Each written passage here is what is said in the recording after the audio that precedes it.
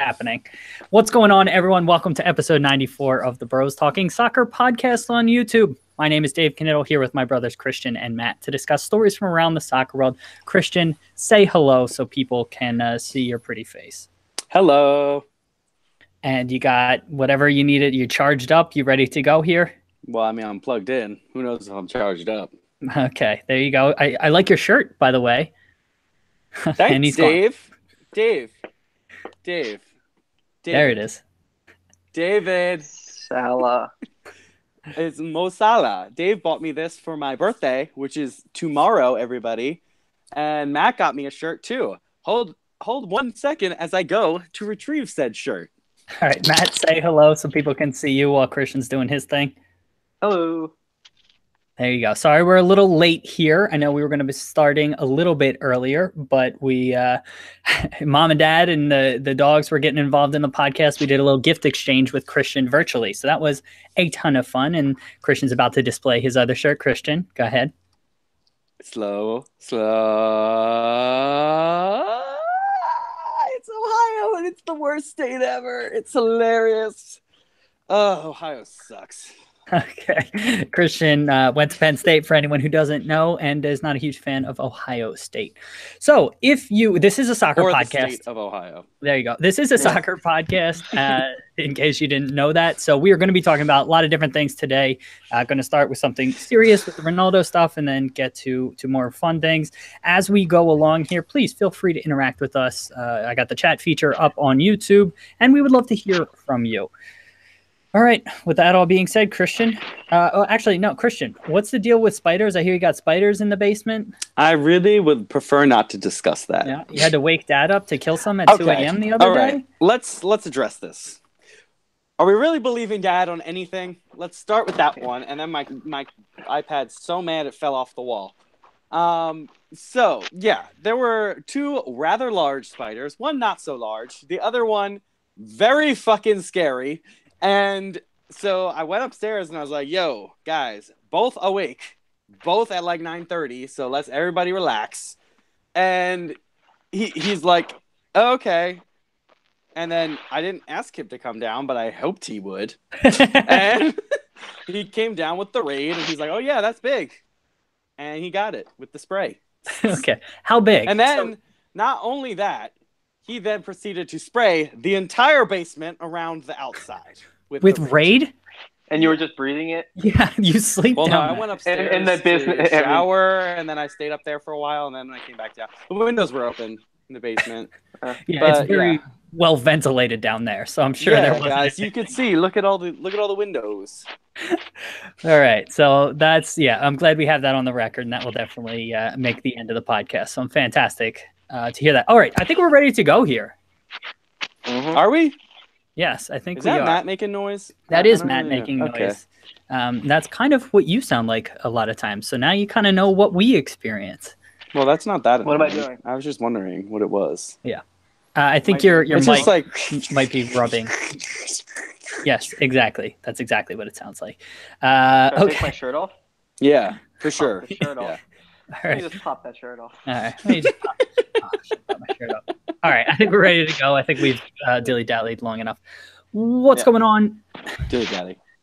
Dilly. Dilly. Ah! All right. What's going on, everyone? Welcome to episode 94 of the Bros Talking Soccer podcast. My name is Dave Knittel, here with my two brothers, Christian and Matt, to discuss stories from around the soccer world. Christian, hello, and how are you doing today? Hello, Dave. I'm just dandy, I'm just powering through another day. I have off tomorrow. You know what tomorrow is? I do. It is your birthday. Happy birthday. It is my birthday, so I'm going to, just lit up, pretty much just sleep in, and that's my whole plan. And so it's going to be really, games, really right? nice, and I probably will play video games. Mom and Dad asked me to go to the beach with them. I was like, nah, man. So I'm going to stay here and watch the dogs, and just excited to be here, except for all my teams still not winning. The Eagles did not play well this weekend. Liverpool tied again. But, we're staying positive. The Union, killing it. Yeah. They are doing nice. If they could just win the last two games, playoff game and third place. Let's fucking go. All right. What happened? What happened with your Colonial game? It wasn't good, Matt. Thanks for asking. Okay. All right. I never heard how that ended. It was not good. Okay. All right. I guess we're leaving it at that. Matt, hello. How are you doing? Hello, David. I'm doing well. Thanks for asking. I just got back up to school. I was home this weekend. It was nice. Yeah. Your How are car's you? still here. Um, Is your car always yeah, here? I don't have my car. It's been there, the last couple months. I'm doing well, Matt. Thank you so much for asking. I got a wedding coming up next weekend where I'm the best man, so I've been practicing my speech, and I'm getting Ooh. excited and ready for that. Did you think I was home, Christian? I might have for a second. I now realize you're not, but for a second I did when I pulled in today. Okay. All right, guys, I'm doing fantastic. Thank you so much for asking, getting excited Down again. for this wedding, and just very, very excited about everything. Christian, do you have a trivia question for us this week? I do. It's a little bit of an easier one. I'm not really thrilled about it, but you know what? It is what it is. It's a 50-50 shot. I'm giving you choices this week. Okay, Just ask you the ready? question. Okay, yes. Do you guys know who has the highest winning percentage of Manchester United managers? Hint, it's really, really, really close. Yeah, I saw it on Twitter. Yeah, I saw it on Twitter as well. But that listeners may not have seen it, so we will think on it and give our guesses at the end. Do you guys know what the percentage was exactly? Okay. Yeah. We don't. We will give our guesses at the end, Dave and will go first. you will guess as well, and it'll just be a ton of fun. Now, we have something serious we want to and need to talk about. So Christian kind of alluded to this last week. We're going to start with Christian's Corner, and Christian, over to you.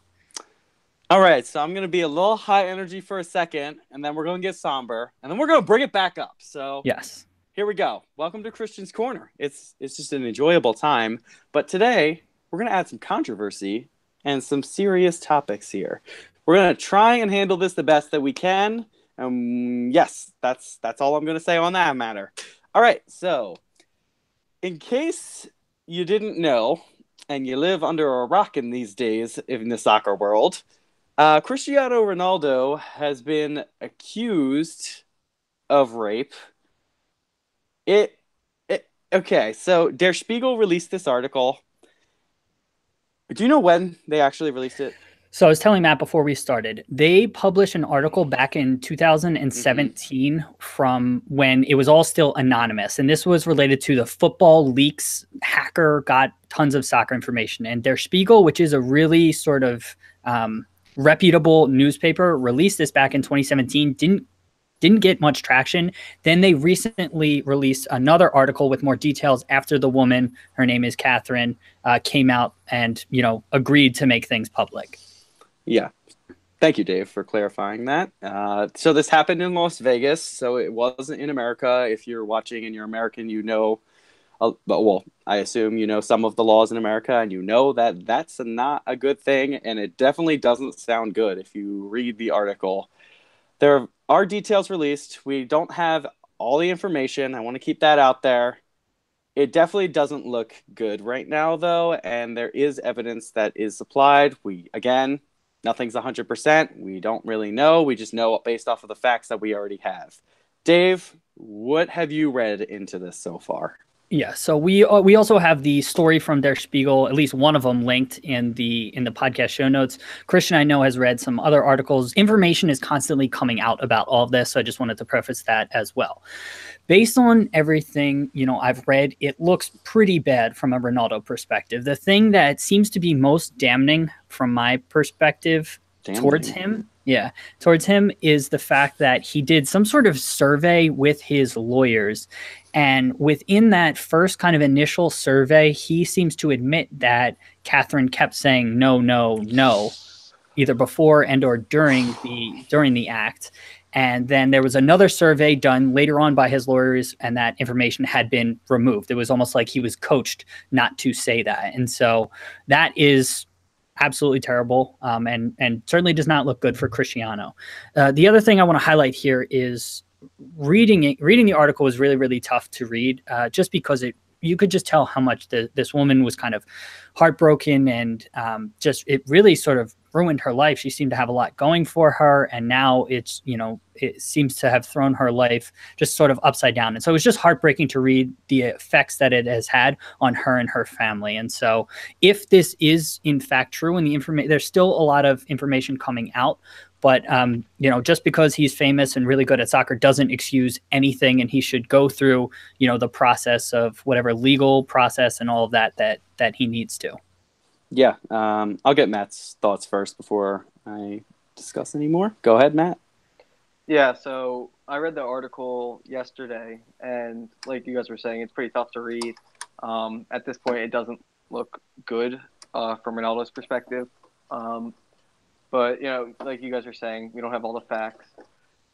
So we have to wait, see how, the criminal, trial goes and, before we start making serious accusations, we just have to see how this goes. Yeah, and I think it's really, really sad from her perspective because, yeah, if it comes out and they say maybe it was sexual assault, maybe it wasn't anything, we don't know right now.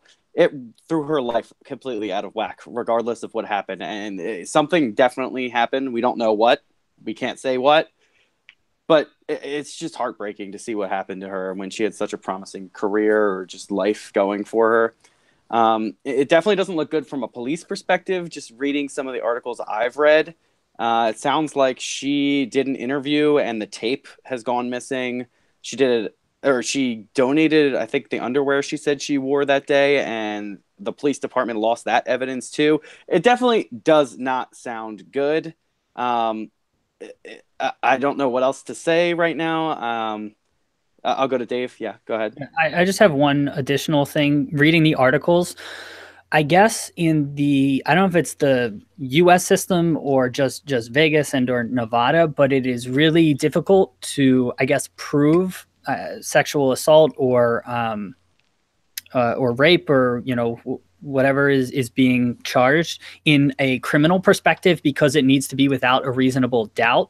And so a lot of these cases end up going more civil, meaning so he wouldn't face maybe prison time, which is more criminal, and it's settled sort of through a civil like payment sort of mechanism. And so that's why a lot of people go the civil route, because at the end of the day, only really Cristiano and Catherine know what happened.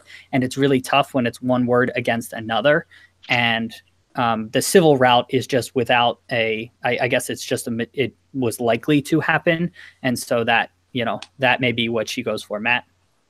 Originally, wasn't it through like a civil, settlement? Yep. Yes. And so again, to add maybe a little bit more clarity here, she initially hired a lawyer that was recommended. It was some sort of family friend or something like that. And it wasn't maybe a very experienced lawyer, especially not in the type of litigation that she was going through at the time back in 2009. And so Ronaldo has teams of lawyers. He's a very high-powered, person and can pay people with, a lot more experience. And so what ended up happening is she settled back in 2009, I believe, for, I think it was $375,000 to have a non-disclosure agreement. She would never say anything about this. It would all be anonymized and all of that. And at the time, she thought that was the best deal. And the article that Der Spiegel has takes you through just like the heartbreaking story of her in the negotiations and just reliving everything that happened. And so that was really, really tough to read, and you felt for her. But she's now sort of going back on that because she's saying that she wasn't in a state of mind to really go through the negotiations at that time. She was experiencing post-traumatic stress. Additionally, she has a learning disability, and they were putting pressure on her to sign things and do things quickly and all of that. And so again, the article really takes you through a lot more of that if you can kind of stomach reading it, because it is a really, really tough read. But that's sort of why this is all coming up again. In addition to that, obviously the Me Too movement and everything that's happening on that front with, Hollywood and other celebrities, that has also sort of empowered her to go back and bring all of this back up. Yeah, and I was reading also that a member of Ronaldo's management team and his team of lawyers, someone caught wind that Der Spiegel was going to release this in 2017, and he went there to try and convince them not to release it for obvious reasons. but that guy is now fired, and it just sounds like there's a lot of shadiness going on behind the scenes. So it definitely isn't good. I don't know if you guys want to address anything else on this topic, or if we want to move on. No, it's just good? This is still an evolving story, and so we don't have all of the information. And just right now, it does not look good from his perspective, and he should face all of the consequences as a result of that. But there's still evolving information happening here, and so encourage you to keep reading this stuff and make sure it doesn't fall just out of the public view and doesn't just go away like the story kind of did back in 2017. And so, we need to make sure that this doesn't just completely go away. So that's the last thing I want to say. Absolutely. And I think the Me Too movement is going to make sure of that. I think it's a really good just outlet for a lot of people right now. All right, moving on. Matt, you good? Right? Yeah, I'm good. All right. Now let's refind our energy. Let's keep it positive, people. All right. I know this feels a little weird going from that to this, but oh my God, this is hilarious. Okay, Steve Bruce got hit with a cabbage. British fans are just hilarious. Steve Bruce was actually hit with a cabbage while managing Aston Villa last week and was proceeded to be fired later. Was it that day or the next day? It happened very, very quickly. But wow, it's like when somebody's up on stage and people don't love what they're doing and they throw tomatoes, they throw vegetables at them, which I don't think really happens. Who knows? Like, who brings vegetables with them? Like, that's a movie scene. It used to happen, I think. Yeah, but which is hilarious. I can't believe that ever existed. But yeah, it's like he's performing on a stage right now, coaching Aston Villa, and people are that upset that they're throwing vegetables at him. Matt, what do you think of this story? I think, it's horrible that he lost his job for him, but it's probably a great way, in the soccer world. It's a fun way to go down. I have a feeling that United fans are going to start bringing cabbages into Old Trafford at some point. But yeah, it's strange because they went down. How long have Aston Villa been down? I think just 2 years. 2 years, yeah. Yeah, and last year they were in the playoff to come back to the Premier League, and it didn't seem like the club was falling apart. At least from my perspective, I wasn't hearing much traction of things going poorly at Aston Villa, and then you hear cabbage being thrown and Steve Bruce being fired. So it's just unfortunate for him, but yeah, I don't know what the firing was necessarily for. Dave, what do you think?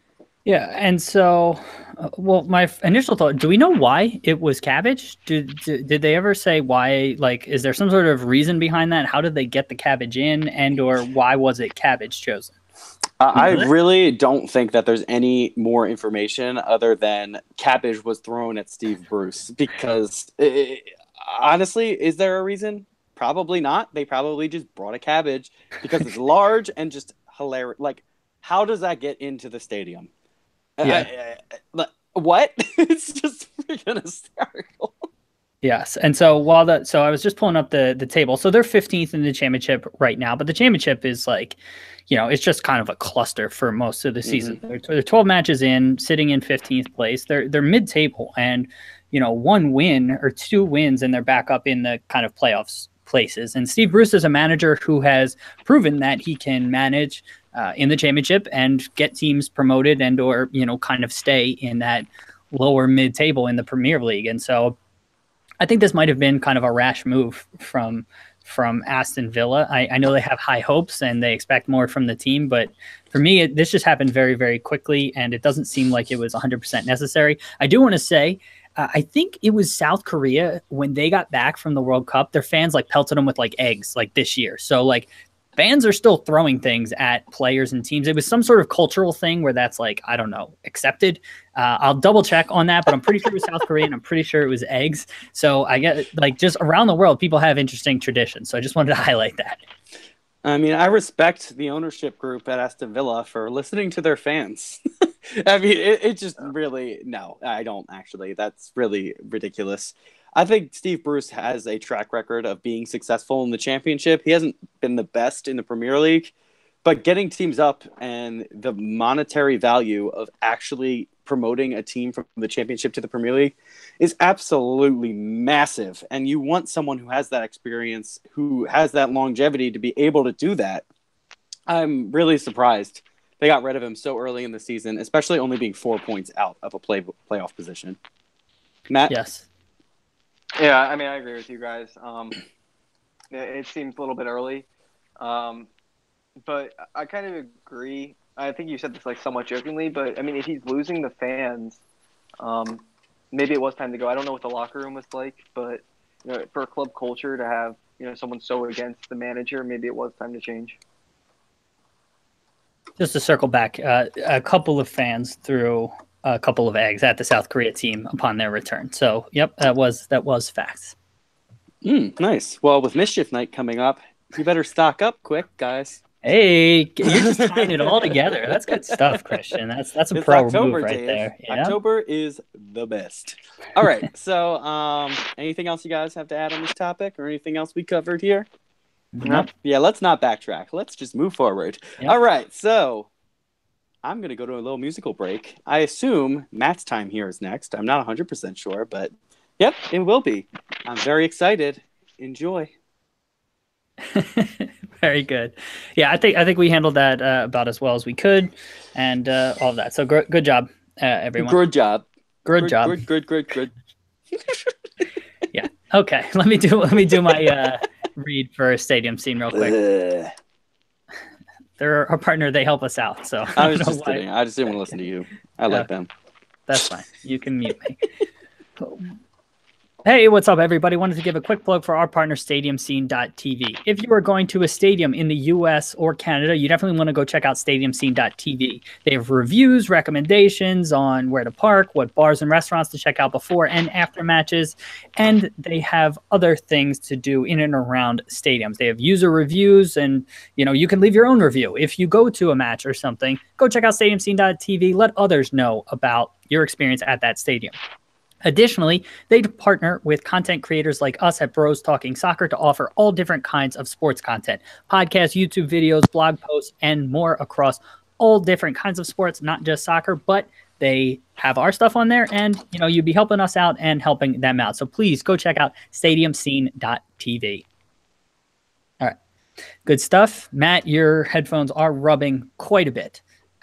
Just so you know. I don't know if you feel it or recognize that. Christian, are you hearing it too? Yeah, you guys.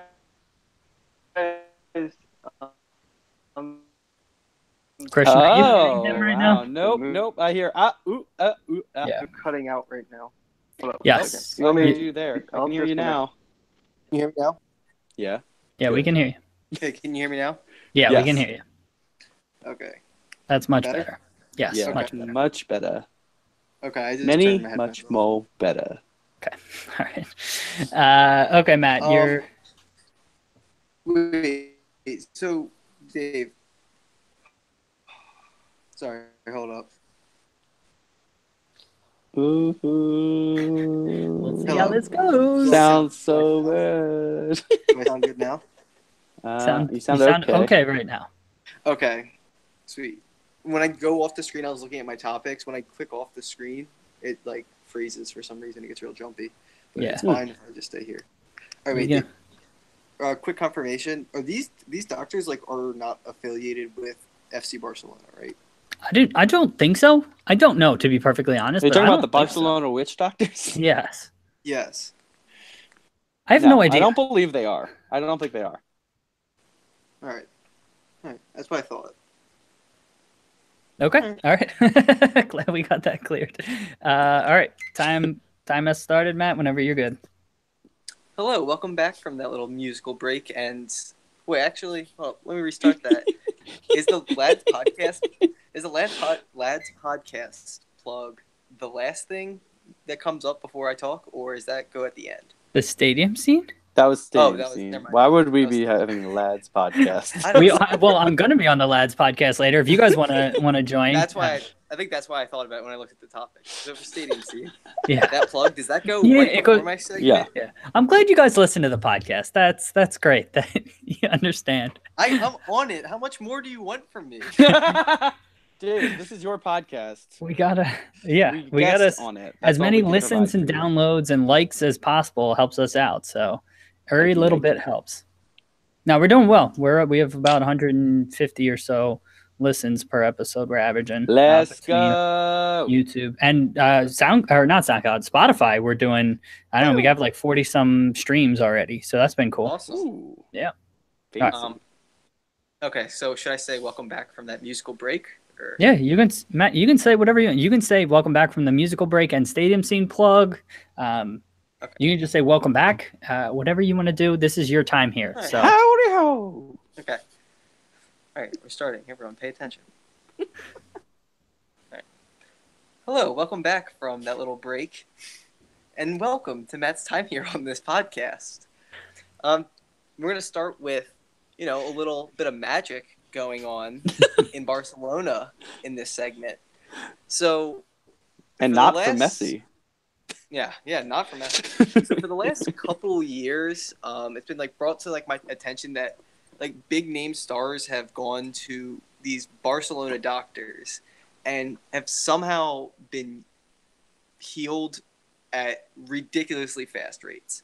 And the best example from most recently is Kevin De Bruyne. Partially tore something in his knee. I think it was his MCL or something, and he was supposed to be out a couple months. And 6 weeks later, he's back in training after going to these doctors. I think Ibra went there after his knees. And I think when he tore his knee, he went to the Barcelona doctors and was back after a couple months. I'll start with Christian. What do you think that these people are doing, and why is the medical treatment not being shown everywhere? I truly think it's magic. No, it's ridiculous. I honestly, I don't have a medical background. I have no idea what the hell they do there. But is this where Van Persie went, or did he go to Africa? I think he went to Africa and got a horse placenta in his knee or something. Do you guys remember this at all? No, I'm so serious. I am so serious. what?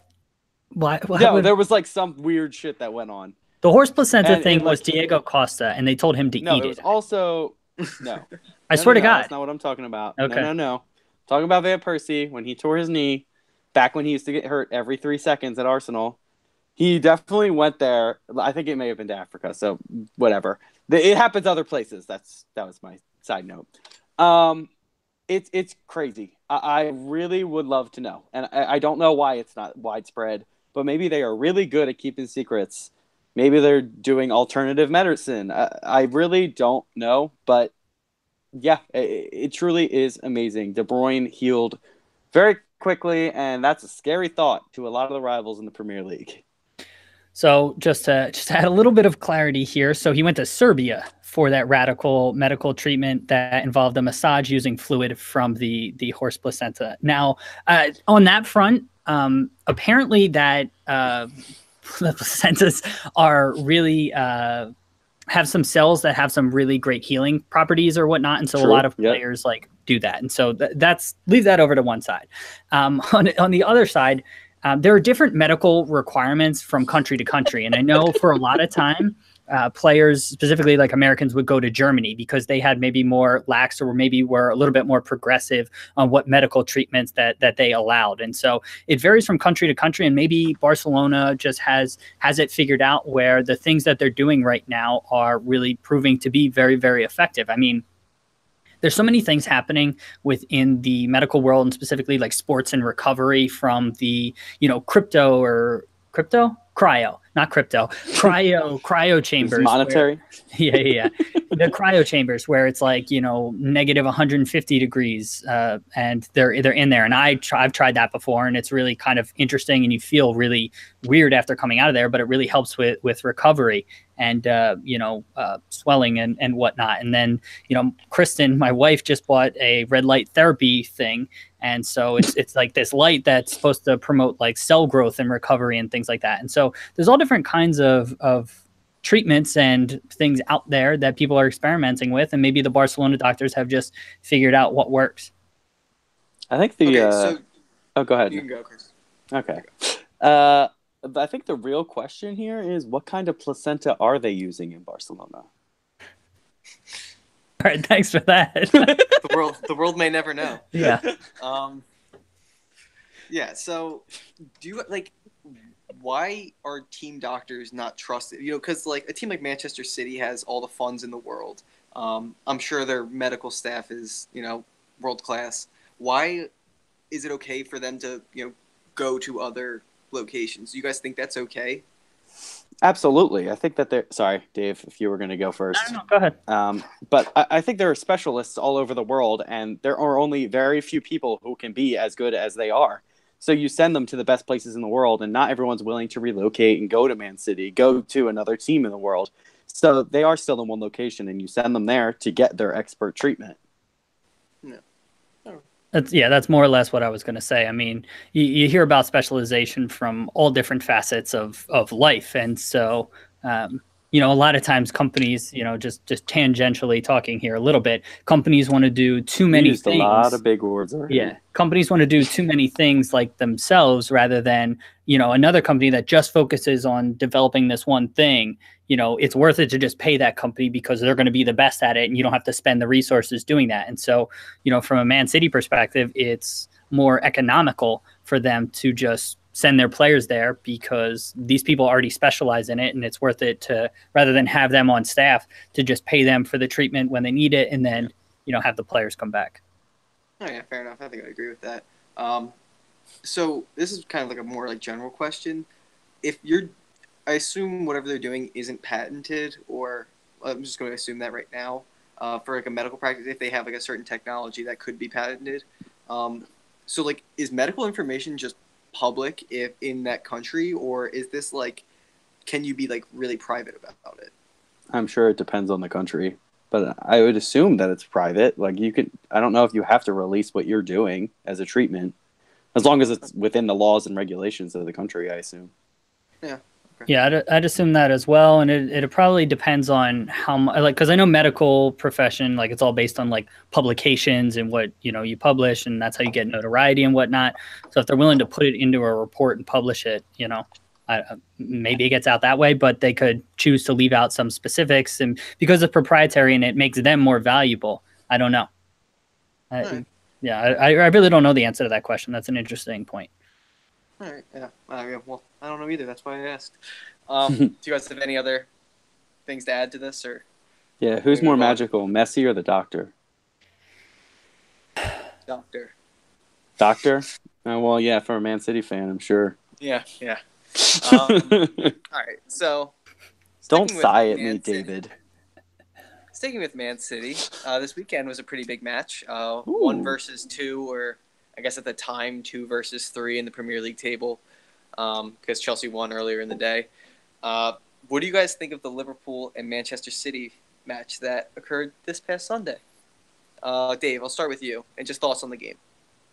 Yeah, I thought Liverpool probably started a little bit better, maybe through the first 10 to 15 minutes. And then from there, it was pretty much all City, I'll say. I thought Liverpool was pretty fortunate to get out with it being 0-0. But having said that, no one outside of the penalty, neither team really had a ton of really, really clear-cut chances. 0-0 was probably fair based on the play. I will say that City look a lot more comfortable playing out of the back under pressure than Liverpool did yesterday. I know Liverpool committed to doing it, but they just looked a little bit uneasy doing it at times. And, they would, have a misplaced pass or they would hit it a little bit long. And City just looked to be in like the exact perfect positions to break down Liverpool's press. So that was just, getting into maybe tactically some things that were interesting. That was kind of what I saw. Yeah. Christian? So I was driving home from Connecticut at the time, but I was listening to it on my phone.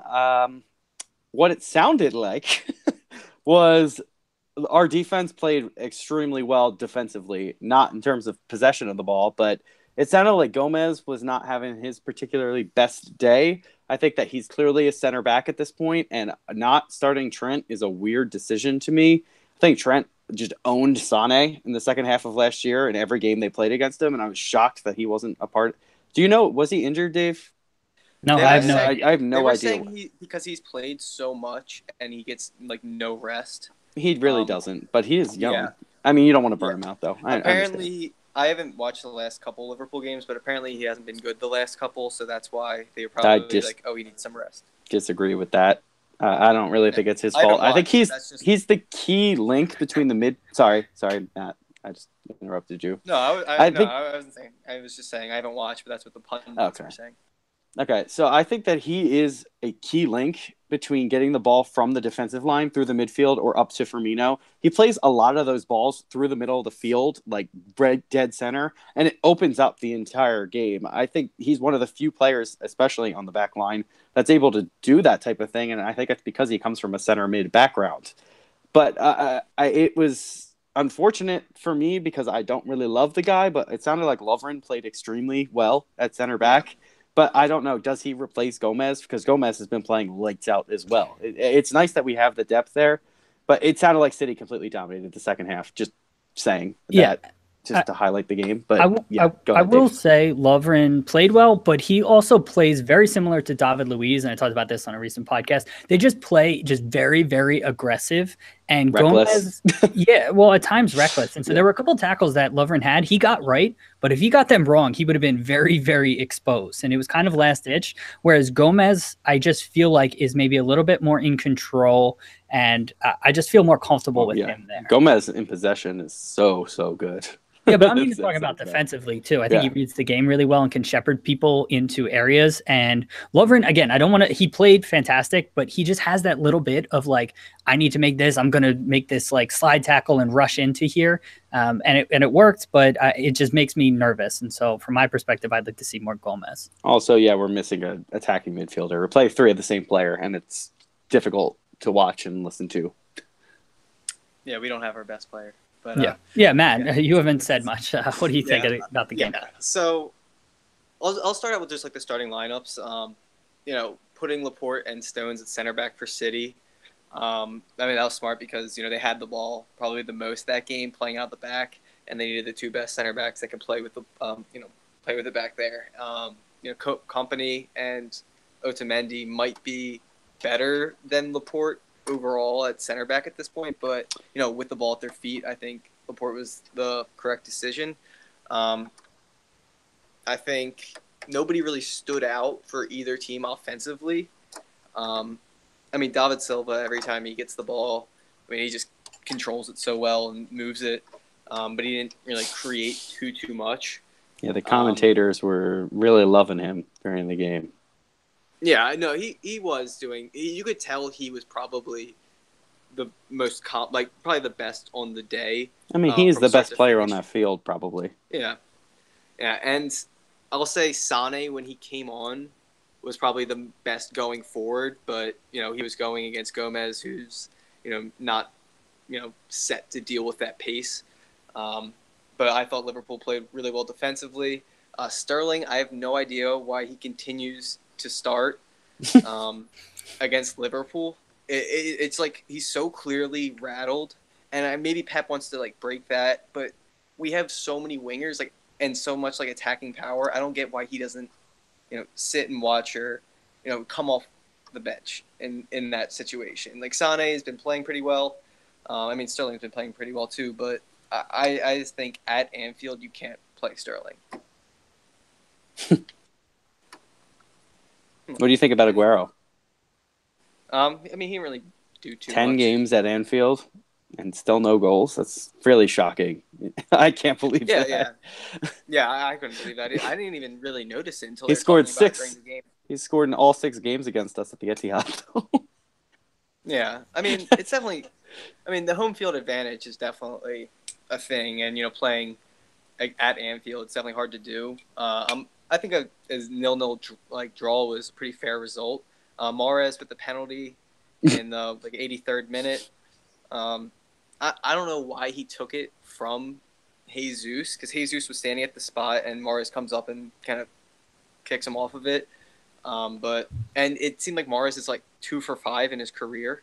from the penalty spot, so it just didn't make much sense. Well, he missed 5 of his last 8, I think is what they said. Yeah, it also looked like it looked like Mars was pointing to the bench, and it looked like I haven't heard this or I think Pep read told much. him to take it. Yeah, right? it seemed like it came from the bench that Mars was saying that he was going to take it. All right, yeah. So I saw Jesus was at the spot, and he walks up and gets taken off of it. But I mean, people miss penalty kicks. I'm not like blaming the game on him. Sane did well to create the penalty, but it's not the end of the world. And I think us going back up top of the table it's a fair result. Yeah. Can we address one thing? If that penalty was on target, I really think Allison was going to save it too. He looked like a freaking giant the way that he jumped on that side of the goal. Yeah. Did you not see that? I mean, yeah, he dove that way, but that I thought he was hit with a lot of power, and I mean, he hit it pretty high. He did hit it Well, pretty no, high. but He definitely did hit it high. That is correct. Yeah. well, no, but I mean, if it goes into the net high, I mean, that's a tough penalty for any keeper in the world to save. Yeah, so. I mean, it's just the way that he dove. It looked like he knew exactly where it was like heading towards. So, I mean, I don't know. Okay. I thought it looked pretty cool. I really like Allison, but that might be a step a little bit too far. I really think that he did. definitely I really think he would have gotten it. Okay. That was on target. All right, you're here for the hot takes. Yeah. All right. Do you guys have anything else you want to add on the game or the doctors? Nope. Nah. Not really. Our wingers just blow right now. That's yeah, about it. Mane and Salah don't look right. Salah in particular looks. He keeps getting in the right confident. positions. Too. Yeah. Well, Salah looks not confident. Mane looks almost too confident, and is just not passing the ball. And it's this weird dichotomy where last year it was just so selfless. Everybody was passing, making the right decisions, hitting it perfectly, and this year they just look off. Absolutely. Yeah, I think. Yeah, I'll say I think Firmino is probably the best player on Liverpool now.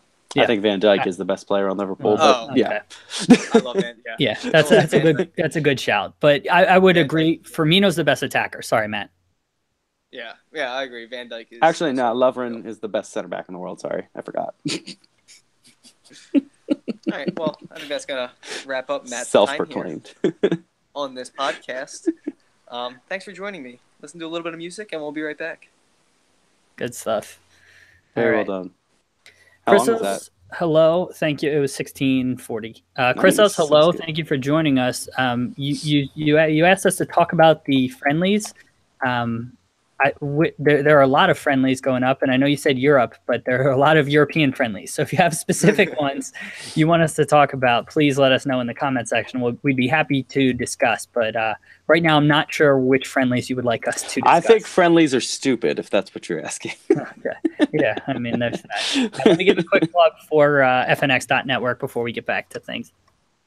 What's up, everybody? Dave breaking in again with another partner announcement. This one is for FNX.network. FNX.network is a website you want to check out that has stories, podcasts, and all different kinds of content about a variety of topics: sports, entertainment, video games, lifestyle, tech, and more. Again, you can find all of that over on FNX.network. Our stuff is over there, as well as tons of other content. Again, go check out FNX.network. All right, cool. Did you say Dave breaking in again? Yeah, breaking into the podcast? I don't fucking know. I'm trying to mix it up, Here's Dave breaking in again. Yeah. Breaking into the podcast. If you guys listen to the podcast, it would make sense. Right now, it doesn't make any goddamn sense. You don't make any goddamn sense. Take it easy. Whoa. Hey. All right. Yeah, we like to have fun here. Chrisos, I don't know who Cyprus is. I know you're a Cyprus fan, but I have no idea who Cyprus is playing. Do you guys know who Cyprus is playing? Georgia. Let's go get Georgia. Macedonia? No, I don't have any idea. Babylon?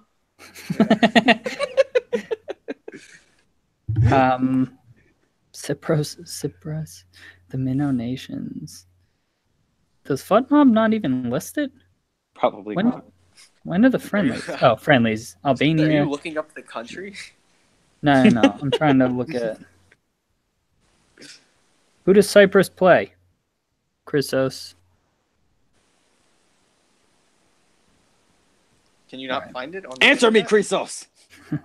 Huh? Well, I'm looking, but instead of me just looking, I figured if he already knew the answer, that would save me and people listening some time. But I guess I'm just going to type it in. Cyprus. So they're playing Bulgaria on Saturday. I can't say Bulgaria, then Slovenia. Okay, yep, I just found that as well. So is every match this international break? Is it just friendlies, or are there any like? No, this is UEFA Nations League. So at least Bulgaria is UEFA Nations League. So I mean that'll be important for them. I don't know how they're doing. They both are. Yeah. So good luck. Looks like they already have one win. So yeah, they beat Slovenia already at home. Wow. Wait, so Bulgaria can't be, because there's only 3 teams in the group. So Bulgaria must not be. There's 4 teams in the group. No, there is 4 Norway teams. is also in the group. Yeah. All right, my bad. Oh, so Bulgaria looks like they're first in the group, so that might be a tough match for them. And then Slovenia, I mean, it looks like I think they already beat them once. So who's even on Slovenia these days? I have no idea. Okay. They used to be decent. I remember they were in the 2010 World Cup. Did they make the last World Cup? I don't think so. Okay. Weren't they just in it? Slovenia? No. Maybe not. Okay. I don't think so. So yeah, that was our Talking Europea. Talk more about the nations. That was our Talking Europea? Yeah. Europea. So we've talked about the Nations League in the past. You guys want to give quick thoughts on what do you make of the Nations League concept, Matt? I mean, it makes sense. It gives, a purpose to those international breaks, whereas it would be friendlies. And I think it's a good idea to make it competitive to see how those players play before you put them kind of in the bigger tournaments where you put them in Euro or you put them in a World Cup. I think it's a good mix between a friendly and, those major tournaments. Question. I love the concept, but I kind of agree with Klopp. It's burning out the players even more so than the friendlies were. And I don't know. I think it gives a good opportunity to the smaller teams to make it into bigger tournaments, but I think it's taken away from the club football a little bit, increasing chance of injuries and football. I think you mean soccer. Yeah. Football. Yeah, I'd agree with both of you guys. I also think from a smaller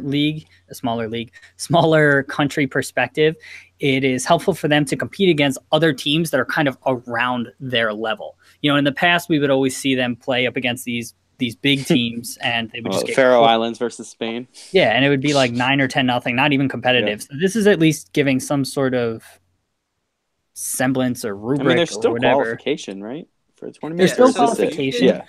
But there is a way to eventually win a trophy just with the Nations League. But then on top of it, every champion from each of the 4 divisions will get into Euro 2020. Mm-hmm. So there is incentive for teams even in what is it, level D or the 4th tier? I don't remember exactly what they're calling it. In group, in D. I don't know, League D, I guess is the way to say it, in League D to really play their hearts out. So I like it from that perspective, but it probably is I like it from that perspective. It probably is wearing the players a little bit thin. All right, let's get back to the podcast. Chrysos, when can I join again?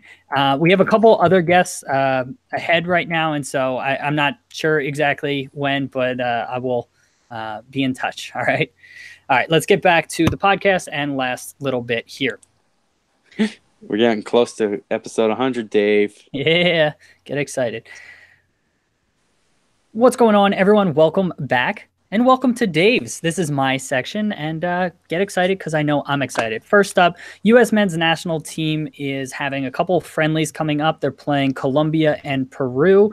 The roster came out. They actually released it early for once from the U.S. perspective and kind of backfired a little bit. It seems like all the players that a lot of people were excited about seemed to get hurt, and so it was a little disappointing to not see Pulisic, McKennie, and Adams all had to pull out of the roster. But, there's some other interesting players in here. And Matt, wanted to get your thoughts on the roster. I don't know, any players you're really excited to see, or what do you think? So, when the roster originally came out, I was really excited. I thought that was the best mix of players we had. So I was actually really excited. Pulisic, I mean, I haven't really seen him play in so long for the national team. I was excited to see him kind of play with the young guys because they've kind of been doing their own thing the last couple international breaks. I want to see how Pulisic would go fit in, see if him and Weah could, be our two main creators going forward. I mean, it sucks that he's not playing. McKinney, with those 2 goals he just scored finally for Schalke, it would have been nice to see if he could continue that form to the national team, but obviously he gets injured and has to pull out. Adams, what happened with Adams? His back has been bothering him, so he hasn't been playing for the Red Bulls. Okay.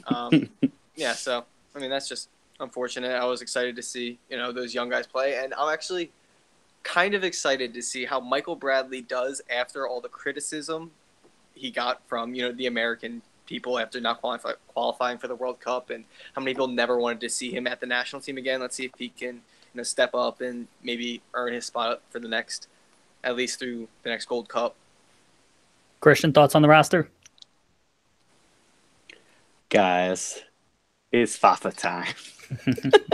I'm so excited Fafa got called in. I really, really am a big fan of his. Obviously, as a Union supporter, but I really do like the way that he plays. I've been saying it all along. I know Dave was critical of him before, and even so, I was always very pro Fafa. And he's finally added goals to his game. So that was what I was critical of him for, his final product, and he's adding that. Well, I always supported him, and because of that, now he's improved. Dave, sometimes you just got to support people. Very true. Right, so I'm very excited to see if he actually gets on the field. I think he is so fast and can really stretch a game. I don't know if he's really highest quality. I think Timothy Weah is better as a player. I think Julian Green has more experience, but who knows? Who knows where he's at? I feel like he's a weird one. But John Brooks is back in the lineup. I'm excited to see how he returns to the team. I know that he's had a lot of injury issues over the past year or two, so hopefully he can get back in and be our starting center back all the time because he is that good. And I'm assuming Miazga is going to start with him, and that's probably our 2 best center backs. So let's see how that works out. And DeAndre Edlin is also back, it seems like. I don't think he was on the last roster, but I can't really remember. Brooks, DeAndre may have gotten hurt. Brooks was he there. Played the first game. Yeah, Brooks played the first game. DeAndre, I think, is when he tweaked his knee. Yeah, no, I think DeAndre played the first game. I think last one too. Oh, he played too? I thought Brooks wasn't there last time. Yeah, but I maybe thought I'm wrong. Brooks was recently in a camp. Brooks was recently in a camp for the first match, and then he left. I want to say it had to have been the September friendlies. Okay. I'm also just shocked Brad Guzan is still on this roster. I know he's an experienced goalkeeper, but come on. I feel like we're past the Guzan era, and I think it's Zach's time to really rise. Well, the Guzan era never really happened. Matt, sorry, you have something to say? Yeah, I was going to basically bring up Guzan because he's getting basically thrown into that Michael Bradley. When I saw people's reactions on Twitter, people why are Guzan and Bradley on this roster for any reason? And it's I think Stefan's our starter. And it's the backup, why wouldn't you want an experienced backup or somebody that can help Stefan through? Because Guzan's been there for however many years in those international camps. Why can't he be kind of like a teacher to experienced backup like Caballero? Yeah, sure. And then they, it would just be good for him to teach him or just tell him how to kind of handle those international games or what you to do in the off time or how to practice. And it's not something I don't think Guzan's gonna be our starter, so I don't think it matters too much. Well, the thing is, Guzan is 32, right? 33 maybe. I mean, he's still not past his peak for a goalkeeper.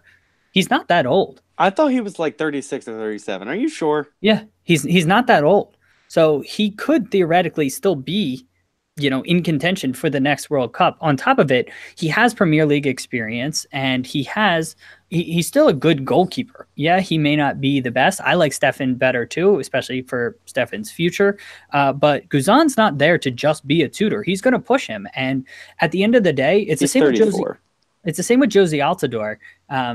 Josie is still one of the best strikers we have in the pool. And so if he was healthy, he would have been here too. And I'm fine calling in the best players for the national team to push people. At the national team level, nobody's spot should really be 100% secured, and they should always be kind of being pushed. And so I'm fine with calling these other players in.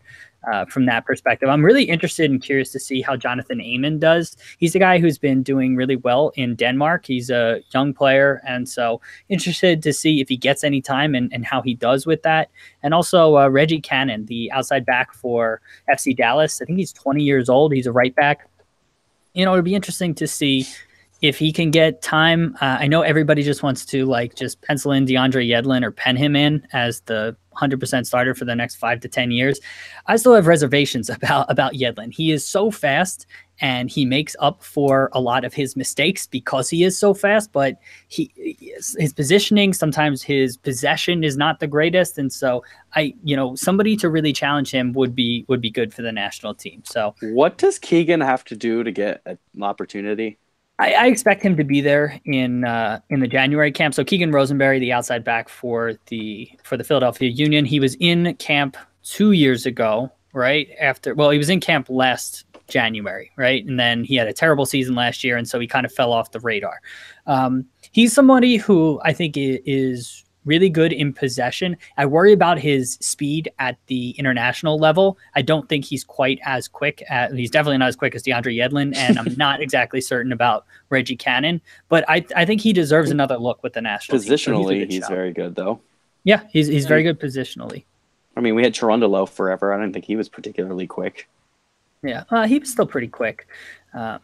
But yeah, the other player, Julian Green, I think at this point, I know you kind of touched on him playing on the wing. I think they view him more as that central attacking, midfielder / second forward type of role. I don't know. I'm just not excited about him.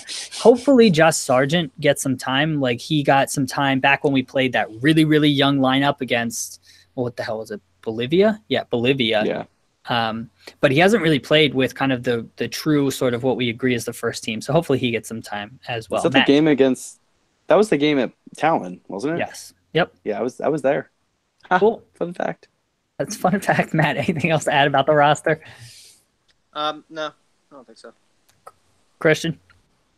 I think that about sums it up, Dave. All right. And I kind of mentioned this briefly, but Colombia and Peru are the two opponents. I mean, they're certainly not pushovers. I haven't looked at their rosters. I don't know if they're bringing their full level of talent, but they both were entertaining in the World Cup. And those are two legit South American squads. So we need to bring our A game to do well in those. Peruvian fans, they really bring it. Yeah. And hopefully, I know Ernie Stewart wants a new national team coach appointed, or at least maybe not announced by November 1st. So this may be Dave Sarakin's last, go round with the national team. Or at least interviewed. Yeah. Well, apparently they've done some interviews. They've done some final interviews I saw on Twitter. So do we know anything at all about who that would be? There are rumors. I mean, a lot of people think it's Greg Berhalter. Oscar Pereja was apparently rumored as well. Tata Martino has been kind of rumored to be thrown around. I know Eric Ronaldo tweeted a couple months ago that it was going to be a Dutch person, but that's the only thing I heard about that. So nobody knows for certain, but it seems like a lot of signs are pointing towards Greg Berhalter, but who knows? And the Dutch. Yes. All right. So last thing I wanted to talk about in this section, Women's World Cup final. So next year it was announced, it's in 2019, but it is going to be on the exact same day as the Copa America final. So that's the South American International Tournament, and the Gold Cup final, which is the CONCACAF, North American Tournament final. So Christian, your thoughts upon hearing that the Women's World Cup final is not getting even a day to itself? Okay. Hold on. I need to gather my thoughts here. I think that's absurd that they don't, but I think also, are they all at different times? Do you know? They're all going to be spaced out differently? Well, yeah, I would assume so, because the Women's World Cup, I believe, is in France, if I remember correctly. Okay, so that'll be earlier in the day. I feel like that is kind of a highlight then. I mean, it's the first game of the day. I know people have the other games to look forward to at night, but that's really I think it's kind of unique. It's a soccer day. Like, it's really cool that they have a bunch of games. Yeah, I think it takes a little bit of focus off the Women's World Cup, and I think it deserves it. It like deserves more focus because I watched the last 2 or 3 of them now, and they are very entertaining. They are very talented, and it's a lot of fun to watch, especially the fact that America is very good in soccer at the women's level, and it's really it's a shame that they don't get their own day. But at the same time, you got to look at it as, okay, this is an opportunity for soccer as well as a unit, and they have a bunch of high-profile games that day. Matt, your thoughts on this? Yeah, I mean, if they're at different times, I don't have that big of a problem. I think there should be, I think the women should get their own day. It should be a big thing for the World Cup final. But I know in America it's really big, the viewership and how we treat our women's World Cup and our women's national team. It's a really big thing here. I'm not sure what the viewership's like in the other countries, but I know here it probably does deserve its own day. So I can't really speak for the other countries and how they view it, but I actually like Christian's idea. I didn't really think of it as a soccer day, like a celebration of like a soccer day, and make a whole thing of it. It's like kind of like football Sunday, where that's like kind of like a religion, where you sit there on a Sunday and what? It's on a Sunday. It is very religious. Yeah, I mean, like that's like you do that for football Sunday. Like this could be a soccer Saturday. I don't know. Is that a Yeah, but that already is a thing. But... That is a thing. Yeah, but this would never happen like for the men's. Like the men's, it would be 100% like nothing. Like the whole world stops and watches just the men's World Cup final on that day. And so there is no other tournament being played at that time, like of the caliber of the Gold Cup and the. Like I think that they should. Yeah, but what you're but exactly what you're saying is like again I don't know. It just strikes me as just disrespecting the women's game and not valuing it as much as the men's game. And yeah, the Gold Cup and Copa America are big, important tournaments, but they're not the World Cup. And so I don't know. I think it's something FIFA should have known better, but they just didn't. And I mean, to be completely honest, if all 3 of those were on at the same time, I'd probably be watching the Women's World Cup because I mean, if the US weren't in either of them, I'd probably be watching the Women's World Cup. Yeah, but it's still diverting attention away from the Women's World Cup because there's going to be other people that want to watch Copa America or are going to go to Copa America or going to tailgate or whatnot. And then same with the Gold Cup final. And so, again, I don't think it's doing us a good service to the women's game. Matt, anything else to add here? No, I think you guys covered it. Christian? Nope, I'm good.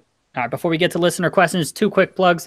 Check out Fan Futsal. It's a simplified fantasy soccer game featuring all different kinds of international leagues. And just a simplified game. Go check it out. FANFUTSAL.com. Really selling that hard there, Dave. Well, I mean, we're in a transitional phase. We got some stuff that may be changing on that front. So as I started the read, I was like, I don't know what I'm going to say or reveal here, but go check out Fan Futsal. And the other thing is the Soccer Tavern, which is a YouTube channel where I have videos about the history, culture, and philosophy of the beautiful game. Have about 65 or so videos on there right now about a variety of topics. Currently researching the Bundesliga club history videos. Today I was researching Bayer Leverkusen, so that was really interesting, kind of learning more about them. Tomorrow is going to be Borussia Dortmund.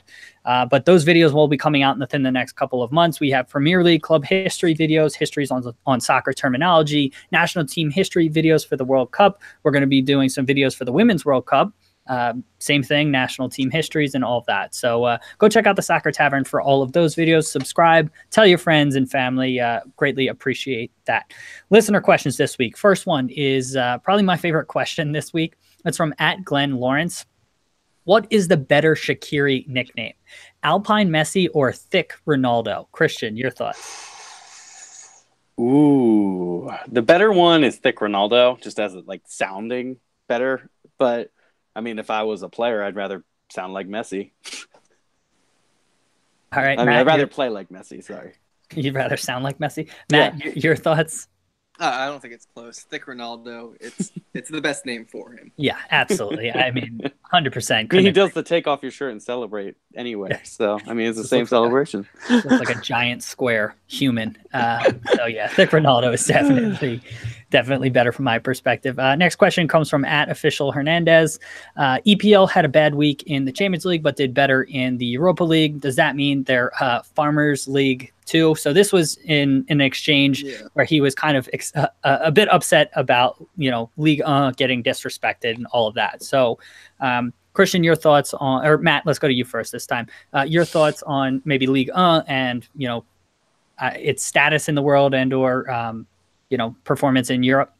Yeah, I think it is disrespecting, calling it the Farmers League or whatever, what people say, on Twitter. But, it's 1 week in the Champions League. We're analyzing 1 week at a time in the Champions League. Obviously, the results, they're not, determining how each league performs, throughout the year and the quality of the games or the quality of the team. So, I think Ligue 1, like we were saying before, it is getting better.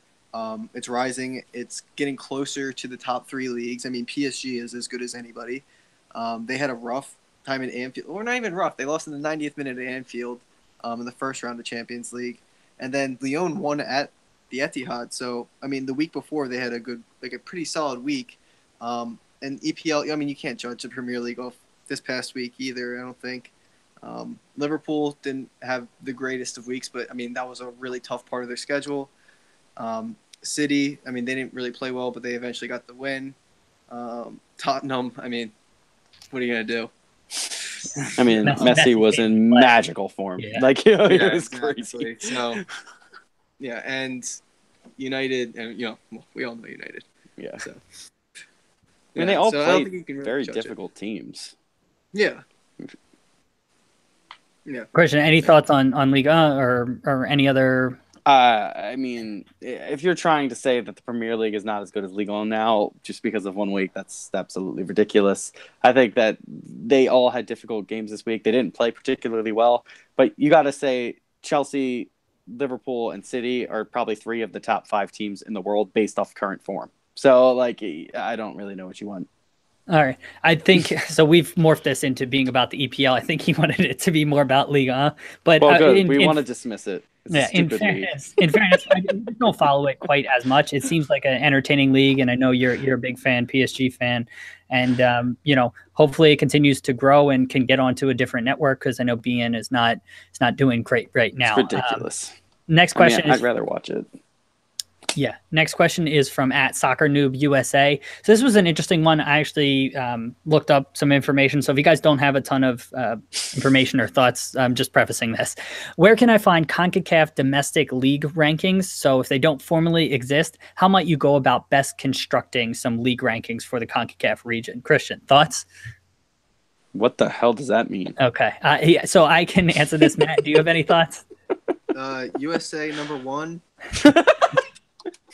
All right. So basically in Europe, they have a coefficient system and they make it public. And basically they rank all of the leagues in relation to one another. And there's basically a numerical number that's spit out, a numerical number. There you go. That's spit out at the end of calculating the rankings.